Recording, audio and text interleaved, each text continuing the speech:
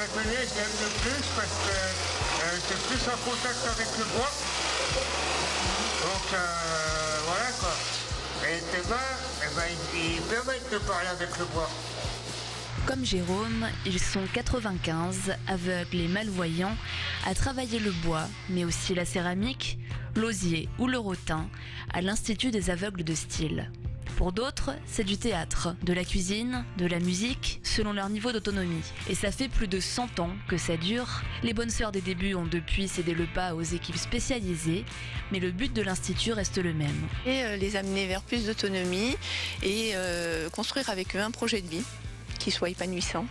À l'origine spécialisée dans l'éducation et la formation des jeunes aveugles, l'Institut n'accueille aujourd'hui que des adultes souffrant de surcroît d'un ou de plusieurs handicaps, troubles du comportement ou troubles psychiques.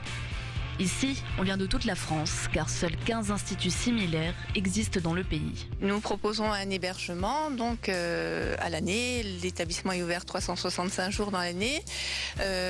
Donc un hébergement avec un accompagnement dans les actes de la vie quotidienne et des activités de jour.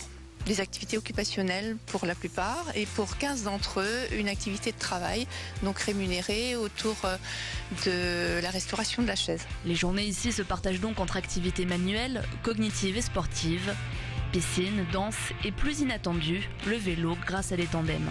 Nous avons hérité de ce beau vélo de la part des de Strasbourg.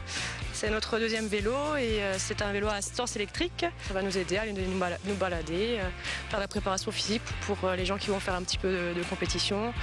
Et comme on fait aussi pas mal de courses à pied, c'est un bon entraînement pour les maintenir en forme. Donc c'est pas, bien sûr on ne peut pas mettre tout le monde sur le vélo, mais pour les non-voyants il n'y a aucun problème. Pour les malvoyants non plus, bien sûr. Et il y en a un particulièrement pour qui ça ne pose aucun problème. Timothée a parcouru les 500 km qui séparent Paris et Poitiers avec son éducateur et il s'entraîne très régulièrement. J'étais une fois à Molsheim, j'étais une fois à Strasbourg en tandem. Ça m'a bien aidé. J'étais quand même un peu fatigué.